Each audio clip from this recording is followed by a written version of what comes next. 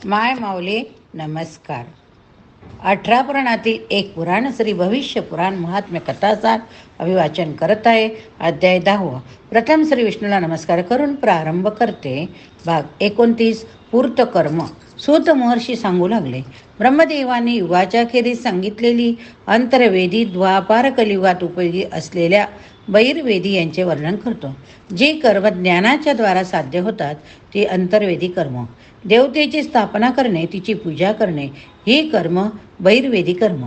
जसे पानपै उघडणे, अन्नछत्र काढणे, गुरूंची सेवा करणे ही बहिर्वेदी कर्म होत.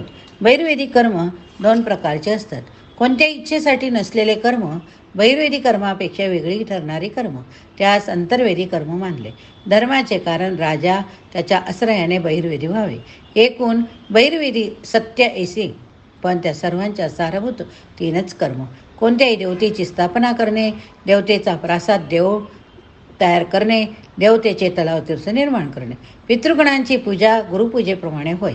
देवतेच्या दारी राहणे, देवतेच्या विकण्यासाठी नाही तशा प्रतिमा तयार करणे, झाडे लावणे अशी ती उत्तम मध्यम कनिष्ठ कर्म मानतात. बाकीच्या सर्व कार्यातही असाच नियम. त्याचे 3 भाग: पूजा, होमादी यज्ञ, दान, मान असे मानतात. भाग 30. वृक्षारोपण विधीचे वर्णन.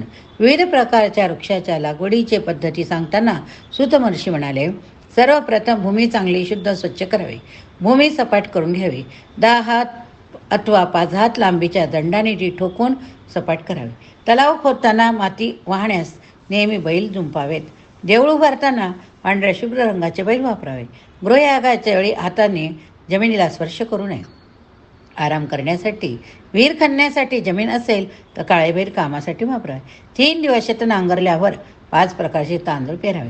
देवपक्षात आराम करण्यात 7 धान्य पेरावेत. मूग, उडीद, धान्य, तीळ, मसूर, वाटाणे, सांबा म्हणजे शांबक 7 धान्याचा गट होय.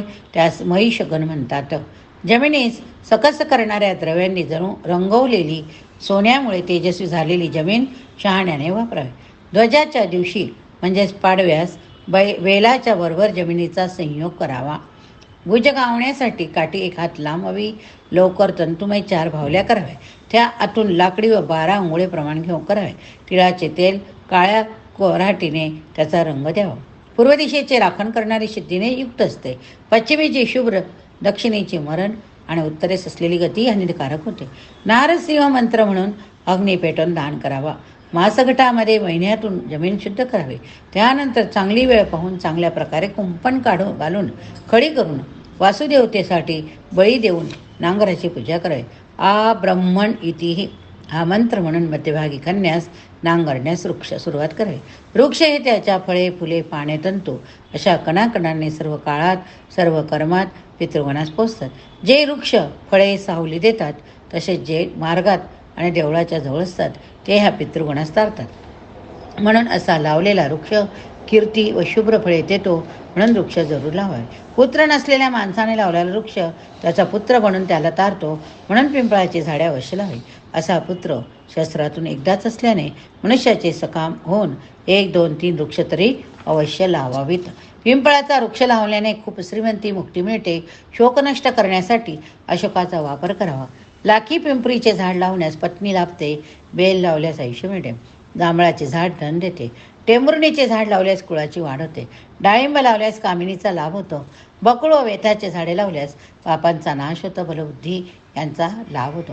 धावडा लावल्याने स्वर्गप्राप्ती होते. वड लावल्यास मोक्ष मिळतो. आंबा लावल्याने कामना पूर्ण होतात. पोपळीचे झाड सिद्धी देते. चिकणीचे झाड गोडे, काष्ट, अर्जुन या सर्व वृक्षात गुण देण्याचे सामर्थ्य. कळंब वृक्ष लावल्यास विपुल कीर्ती मिळते. चिंचेचे झाड धर्मदूषिक असून जीवतीची रोगशांती होते. केशरचे झाड लावणे म्हणजे शत्रूला नाश करणे होय. श्वेतवट वृक्षाचे धन प्राप्ती होते. पंच आणि बुद्धीचा मंदपणा कलियुगाने संपत्ती हरण होते. धोत्रा, कळलावी, जळपिंपळे ह्या वृक्षांचे कटिवृक्षांचे शाकोट जातीचा साग, उदरा, वर्तक, करंज, कुईली, निळा अशोक, कदंब या वृक्षांच्या रोपणामुळे ते रोपण करणाऱ्याच्या संततीचा क्षय होतो. सिंप, अर्जुन, हळद, नरवेल, पळस, बेल, पिंपळ, श्रीवृक्ष, कण्हेर ही झाडे रोपण केल्यास स्वर्ग प्राप्त होतो. समिदा, खैर, पारिजातक, कुशदर्भ, कमळ, इतर जलात जन्मणारे वृक्ष लावल्यास दुर्गती मिळते. महर्षी सूत म्हणाले, आता मी विहीर, तलाव इत्यादींमुळे संकल्प सोडताना जो तंत्रविधी सांगितला त्याचे वर्णन करतो. अतिशय पुण्यवान दिवस पाहून हा विधी करावा. 100 छोट्या झाडांमध्ये शक्तिहीन अशा 12 वृक्षात दृष्टी पोहोचू शकेल एवढ्या अंतरावर विधी खोदायला संकल्प करावा. वृक्षधारा, वृक्ष याग करताना कधीच विहिरीकडे दुर्लक्ष करू नये. तुळशी वनाच्या यागामध्ये तर अन्य कोणताही त्याग करू नये. तलावासाठी याग करताना आरामी पूल वगैरेसाठी विधी करू नयेत. देवयागात पूल, तलावाचे उत्सर्जन करू नये. तलाव, पुष्करणी, आरामगृहे यांची उभारणी 2000हून जास्त संख्या असेल तेथे करावी. बेलवृक्षाखाली संकल्पना सोडावी. नंतर कर्णवेधन, दोहोद्दानम, निर्मथन आदी विधी करून ओले तांदूळ अक्षदा तेथे सगळीकडे टाकावे. भाग 31. विविध विधींच्या कुंडांचे नियम. कुंडे कित्येक प्रकारचे असतात. चौकोनी, गोलाकार, पादार्घ, चंद्रकोरी, योनीच्या आकाराचे, अर्धचंद्रासारखे, अष्टवक्र, पंच, सप्तार्थ, नवार्थ असे कुंडाचे प्रकार. किती? 10. विधीप्रमाणे जमीन निवडावी. तेथे ओल वा तृण नसावी. तीवर भस्म अंगारे यांनी ब्राह्मण करावे, म्हणजे भस्म पसरावे. त्यानंतर 1 आठवड्यातच अंकुर लावावा. कुंडस्थानी विशेष करून उकरावे, पाणी शिंपडावे, कुंपण घालावे. 12 अंगुळे दोराने चारी बाजूला कुंपण करावे. या 80 कुंडळे अंगुळे क्षेत्रात 1 न्यास करून तेथून बाहेर त्या प्रमाणात मापन करावे. त्रिवृत्त कुंड उज्ज्वल होय. त्यात पूर्वीप्रमाणे क्षेत्राचे विभाजन करावे. 1 भाग पुढच्या बाजूकडे करून ठेवावा. कालिकादी 3 वृत्तांना बाहेर सोडावे, म्हणजे पद्मकुंड होते. क्षेत्रात 10 प्रकारे भेद करावा. ऊर्ध्वभागी, अधोभागी 2-2 अंगुळे देऊन दोरी पुन्हा वेढे घेऊन गाठी माराव्या. याचप्रमाणे 5 प्रकारे भेद केलेल्या क्षेत्रात तज्ज्ञास योग वाटेल त्याप्रमाणे विभाजन करावे. कोणाआधीच अंगाचा न्यास करावा. योनिस्थानाची स्थापना करून त्यास पिंपळाच्या पानाचा आकार द्यावा. मग भोवती दोरीचे वेढे करून कुंड परिमित करावे. मग संकल्प सोडून सर्व दिशांना शास्त्राप्रमाणे पातन करावे. ज्याप्रमाणे घरात नेहमी जवाशय, विश्रामस्थान, विहीर असतात तसे शृंगारक, युग्यपुट, षडस्त्र 3 कुंडाचे प्रकार असावेत. संस्कार कर्मात चतुस्रस कुंड असते. देवप्रतिष्ठा, योग, वास्तुशांतीच्या वेळी चतुर्थक कुंड असते.